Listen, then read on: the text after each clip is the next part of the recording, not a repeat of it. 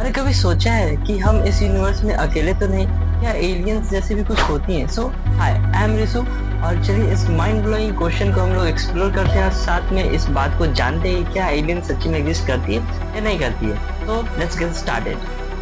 देखो, यूनिवर्स बहुत ही बड़ा है, 13.8 बिलियंस ओल्ड और बिलियंस ऑफ गैलेक्सीज के साथ साइंटिस्ट एस्टिमेट करते हैं।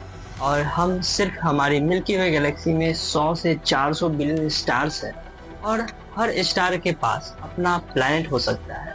यह नंबर इतना बड़ा है कि सोचना पड़ता है, क्या इतने सारे प्लैनेट्स में एक भी ऐसा नहीं जहां लाइफ हो? इसका जवाब है डायरेक्ट इक्वेशन।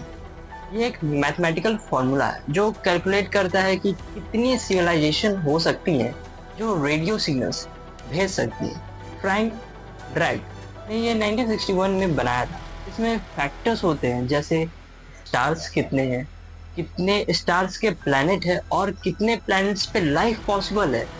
प्रॉब्लम ये है, हमारे पास एग्जैक्ट नंबर्स नहीं है, सो इट्स अ गेस। लेकिन ये इक्वेशन बोलता है कि शायद थाउजेंड्स या मिलियन सिविलाइजेशन हो सकती हैं। सवाल ये है, कोई प्रूफ है? अब तक साइंटिफिकली कोई सॉलिड एविडेंस नहीं मिला।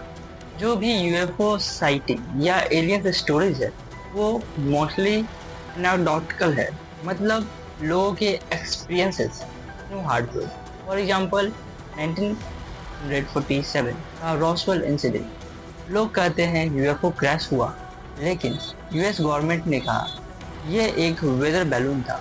मॉडर्न साइंस बोलता है कि अगर एलियंस है तो उनका प्रूफ होगा सिग्नल्स या फिजिकल एविडेंस में।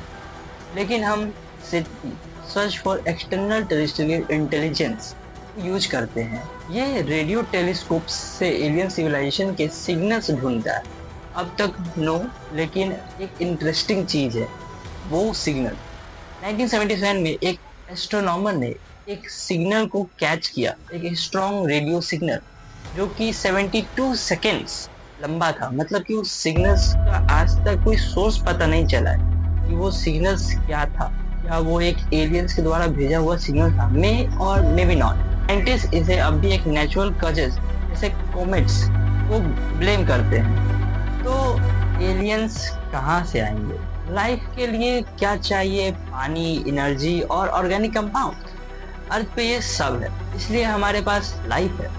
साइंटिस्ट सोचते हैं कि शायद मार्स पे या जुपिटर के मून्स यूरोपा पे लाइफ हो सकती है। May be microbes, not green man. Extremophiles, वो बैक्टीरिया जो एक्सट्रीम कंडीशंस में सरवाइव करते हैं। ये प्रूफ करता है कि लाइफ बड़ी फ्लेक्सिबल है। For example deep sea vents में बैक्टीरिया मिलते हैं जहां सनलाइट नहीं होता है।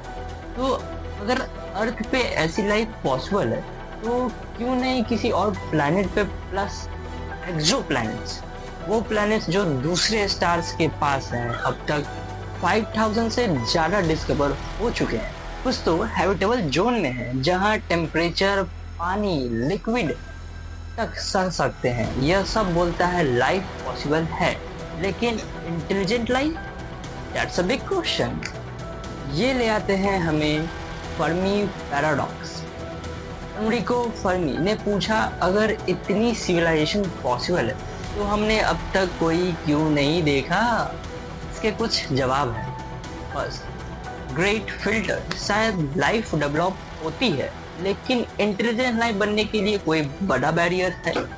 Second, distance.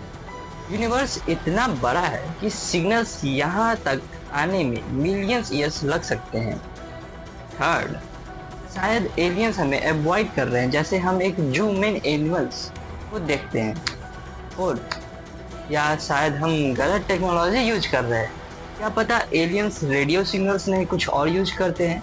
ये पैराडॉक्स हमें सोचने पे मजबूर करता है कि हम कितने यूनिक हैं और कितने नहीं।